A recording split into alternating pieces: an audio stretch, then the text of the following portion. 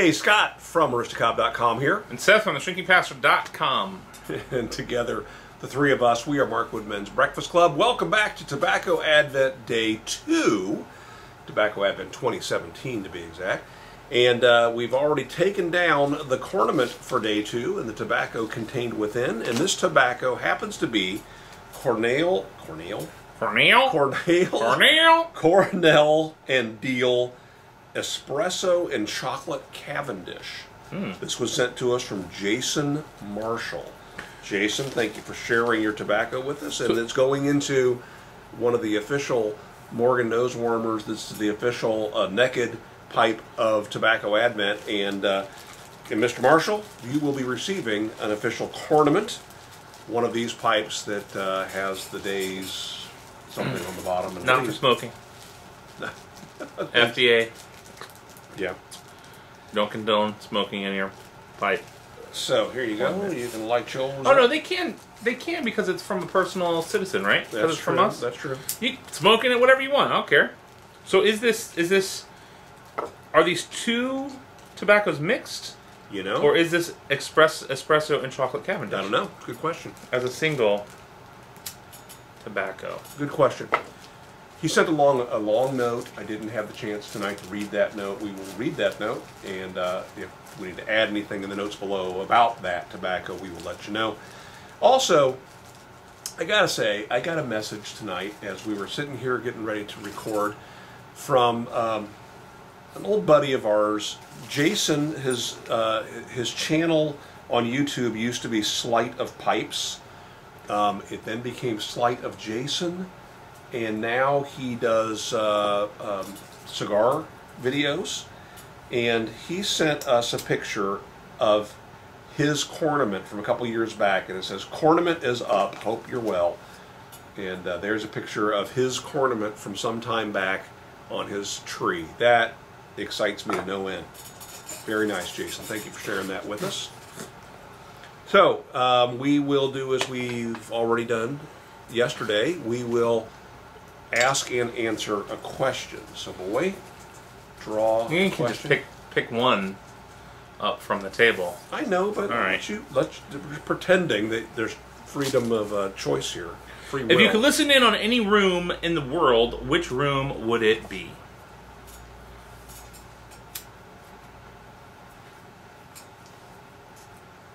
If you could listen in on any room.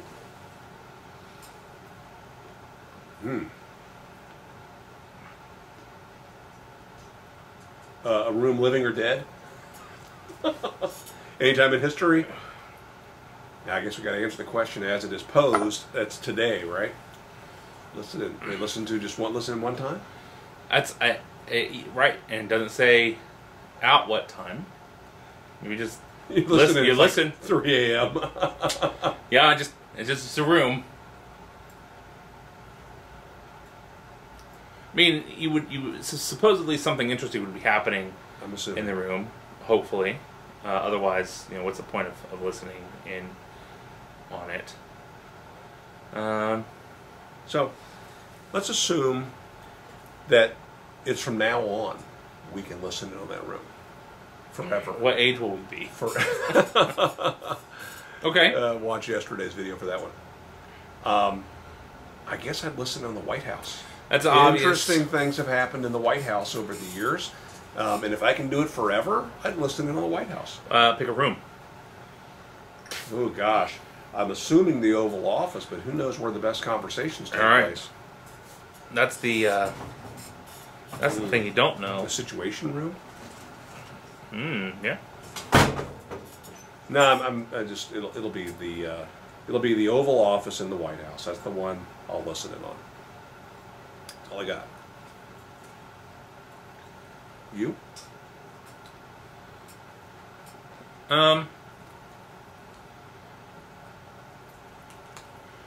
I would listen in.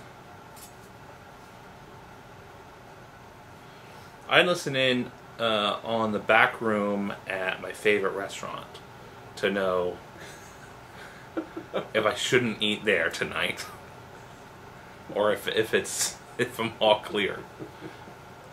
So listen You know, like 15 minutes before you leave the house for dinner, and just take a listen and see, you know, is anyone dropping food on the floor, or, you know, or maybe they've gotten a good shipment in of something, and so you know what to order. Did you see the T-bone that just came in? Oh yeah, it's amazing. Yeah, I'm gonna go and I'm gonna say I'm looking for a very specific, amazing looking T-bone that may or may not have been dropped on the floor. Hey, if you don't watch a great YouTube channel called Sous Vide Everything, you need to subscribe right now. Hey. This is not Arista Grub. Yeah, you need to watch it. Sous Vide Everything. 3 guys down in Florida, and the method of cooking, which is sous vide, is where you put the food into a bag, you suck the air out of the bag, and then that goes into a water bath.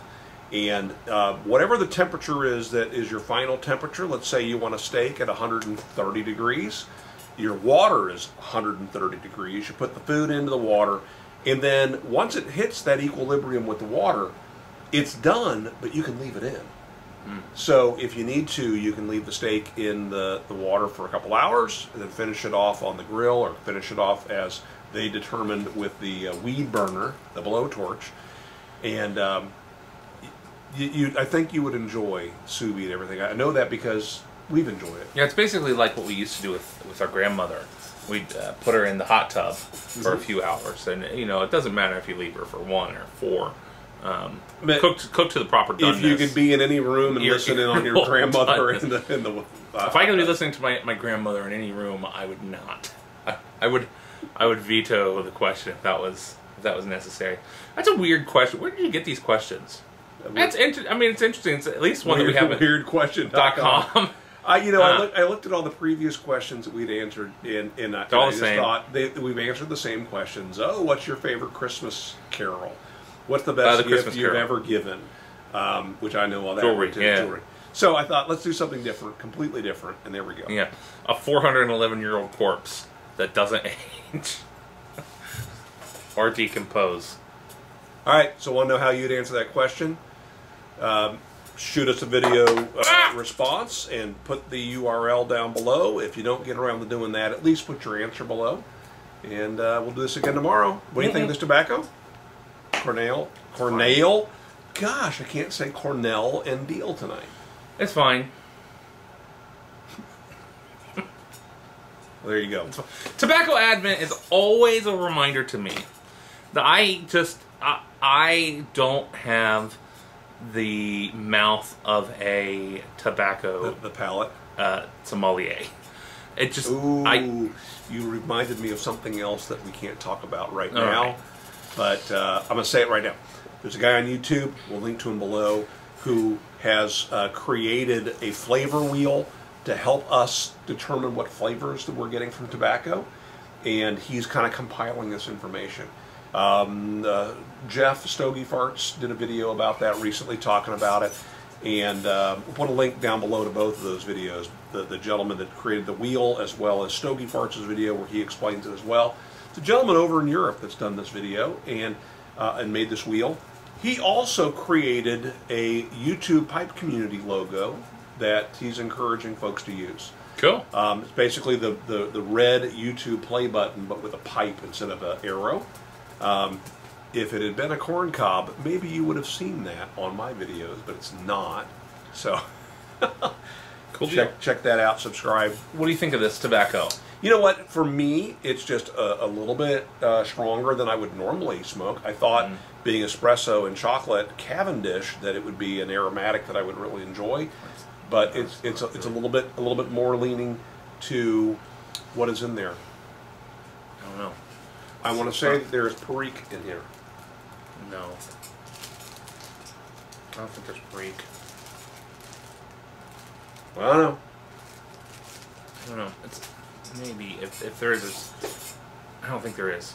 Okay. Yeah. It's definitely Cavendish.